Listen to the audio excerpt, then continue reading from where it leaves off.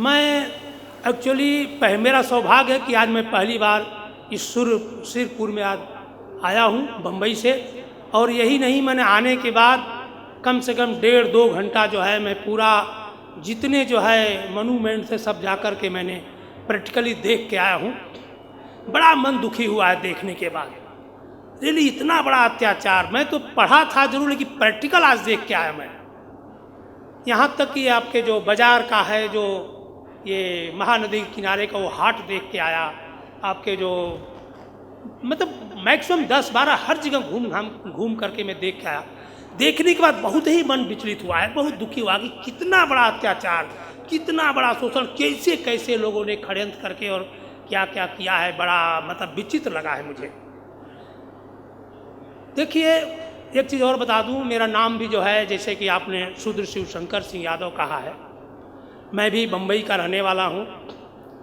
ये मिशन चलाने का और नाम लिखने का भी एक पीछे जो है ये बौद्ध धर्म की घर वापसी और एक और हमारा मिशन है, पहले शिक्षा बाद में दीक्षा। पहले शिक्षा बाद में दीक्षा। अगर आपने सही शिक्षा ले लिया तो दीक्षा की जरूरत नहीं है। मैं तो जानता हूँ बौद्ध धर्म में मैं इसलिए बता रहा हूँ कि मैंने अनुभव किया हूँ। मैं भी डीजीएम पोस्ट से एमटीएल मुंबई से रिटायर हुआ हूँ 2000 जनवरी 11 में। 72 साल उम्र चल रही है। पिछले 100 साल से बड़े पैमाने पर जो है गर्व से कहो हम शूद्र मिशन चला रखा है। और उसके पीछे यही मतलब है कि मैंने अनुभव किया है कि सर्विस में देखा हूँ कि बहुत से IAS IPS even class 1 class 2 अफसर, चाहे लोअर कैडर के अफसर, सर्विस करते अपने नाम को छिपाते हैं, सरनेम को छिपाते हैं।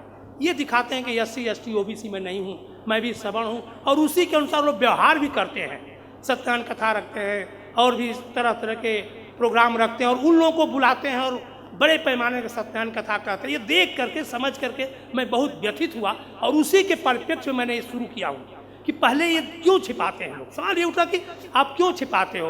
1-1.5 लाख पेमेंट पाते हो, शाम सुबह 10 लोग आपको सलाम ठोकते हैं, 1 लाख 2 लाख 10 लाख 50 लाख 60 लाख के बंगले में रहते हैं, गाड़ी है। हो सकता है कि ब्राह्मण चपरासी आपका कप और प्लेट भी धोता होगा, फिर भी आप नाम क्यों छिपाते हैं, क्यों दिखाते हैं कि मैं SC ST OBC नहीं हूँ या शूद्र नहीं हूँ। इसके पीछे मेरा रिसर्च रहा है और खोज रही है। तो मैं इस रिसर्च में पाया हूँ कि इस समाज को लोगों ने पहले तो वेदों पुराण में लिख दिया कि शूद्र जो है नीच दुष्ट पापी है और हमारे बाप दादा परदादा जो उसको स्वीकार कर लिया। ये दुर्भाग्य रहा, उन्होंने अज्ञानता में स्वीकार कर लिया है। एक चीज और बता दूं कि बौद्ध काल के पतन के पहले और 600-700 जो मोन्यूमेंट देख के आया हूँ, उससे ये भी साबित होता है कि बौद्ध काल के पहले हम सभी SC ST OBC, जिसको हम 85 कहते हैं, चाहे शूद्र कहते हैं, हम सब बौद्ध थे। उस मृत्यु के बाद जब बौद्ध का पतन हुआ है तो जो लोगों को जो ये गुलाम बनाया और उन्हीं लोगों को शूद्र की संज्ञा दिया है। ये बाबा साहब अम्बेडकर ने भी लिखा है कि पहले के जो बौद्ध थे वही आज हम शूद्र हैं, जिनको कि अछूत दुष्ट और पापी कहा गया है। तो हमारा मकसद ये भी है कि हम इस समाज को, देखिए एक और उदाहरण देना चाहता हूँ। मैं बम्बई में हूँ, हमारे खुद के फ्लैट पे एक कामले परिवार रहता है। अभी एक मैडम ने कहा था कि बाबा साहब अम्बेडकर के ऊपर, चाहे गौतम बुद्ध के ऊपर हमें फूल माला और आरती और अगरबत्ती नहीं धराना चाहिए। इसके मैं भी पक्ष में हूँ। और गौतम बुद्ध को कभी भी भगवान के दर्जा मत दीजिए। अगर भगवान का दर्जा देंगे तो SC ST OBC कहेगा कि एक भगवान को छोड़ के मैं आया, फिर दूसरे भगवान को मैं क्यों पकड़ूँ।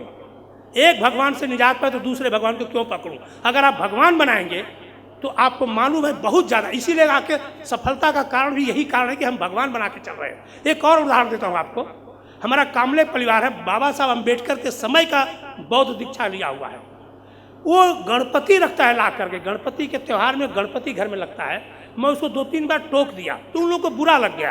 अंकल जी बार बार आप टोक देते हो कि आप गणपति क्यों ला के रखते हो। मैंने उसके पीछे रिसर्च किया, मिसेस को लगाया कि भाई गणपति क्यों रखते हैं। तो मालूम है उन औरतों का क्या कहना था, अरे इतने सालों से गौतम बुद्ध की पूजा करते आ रहे हैं, आज तक कोई फल नहीं मिला, फिर से हम गणपति को ला दिए हैं। तो ऐसे बौद्ध धर्म के, और ऐसे अगर आप बौद्ध धर्म की दीक्षा लेंगे और फिर से भगवान की प्रतिमा लेंगे और भगवान से फल की उम्मीद करेंगे, कुछ आशा करेंगे, अच्छा धन मिलेगा, अच्छा पति मिलेगा, अच्छा संस्कार मिलेगा, अच्छी पढ़ाई मिलेगी, तो मैं कहता हूँ कि बौद्ध धर्म को आगे बढ़ाने में ये बहुत बड़ी बाधा है। इसको रोकना पड़ेगा। और जो लोग इस व्यवहार में, अब मैं देखा में बहुत से लोग बौद्ध बने हैं लेकिन हिंदू धर्म के त्यौहार को, देवी देवता को मना रहे हैं। तो ये सबसे पहले है कि इनको भगवान गौतम बुद्ध को कहना मना बंद करिए, उनको तथागत गौतम, सिर्फ गौतम और महामना गौतम बुद्ध बोलिए, भगवान का दर्जा मत दीजिए। दूसरी चीज़, बहुत से लोग विचार में हमारे कहते हैं कि आप क्यों ये शूद्र का मिशन क्यों चला रहे हैं, शूद्र का मिशन चलाने से आप वर्ण व्यवस्था के, ब्राह्मणी व्यवस्था के, सनातन धर्म के आप प्रचार प्रसार में हैं। एक चीज़ मैं बता दूं, इसीलिए मैं कहता हूं, जो नाम छिपाने के पीछे जो हमारी मंथन है, वो मंथन में यही कि पहले शूद्र को शुद्ध करो, शूद्र को शुद्ध करो। मैं बता रहा हूं आपसे, इसलिए शुद्ध करने की बात कर रहा हूं कि जितने लोग धर्म परिवर्तन कर गए हैं, चाहे वो मुसलमान बने हैं, उसमें पसमानदा मुसलमान हो गया है, अब उनमें भी सवर्ण, सैयद मुसलमान, पठान मुसलमान, पसमानदा मुसलमान, अंसारी मुसलमान, अछूत मुसलमान वहाँ भी बना हुआ है। इवन हम 300 साल पहले जो ये सिख धर्म बना है, उसमें भी छुआछूत, भेदभाव, बुराई चली गई है।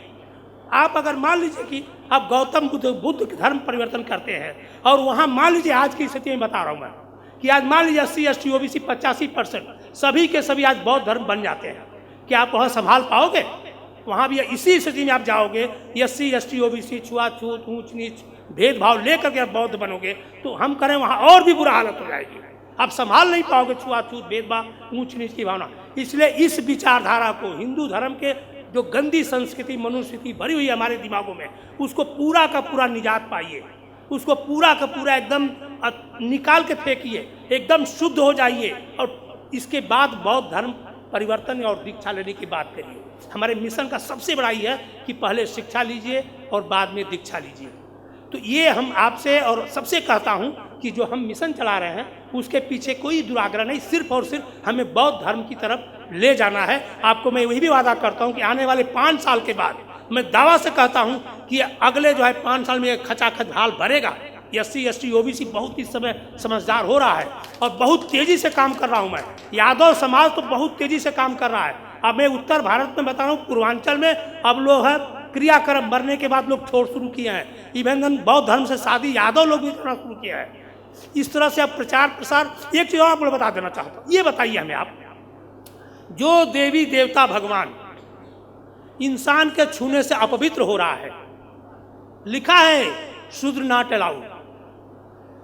अब जब जाते हैं तो मार पड़ती है। कई बार हमने सोशल मीडिया पर देखा है, कोई गलती से चला गया, दुल्हा चला गया, मंथन करने चला गया, माता आशीर्वाद लेने चला गया, अंत में तो उसको मार पड़ी है।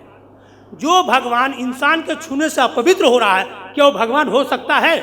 हम कितने मूर्ख और नालायक हैं कि ऐसे को हम भगवान मान के चल रहे हैं। अरे ऐसे भगवान आज गधे की तरह हमारे घर में घुसे, उनके लात मार के निकाल दो।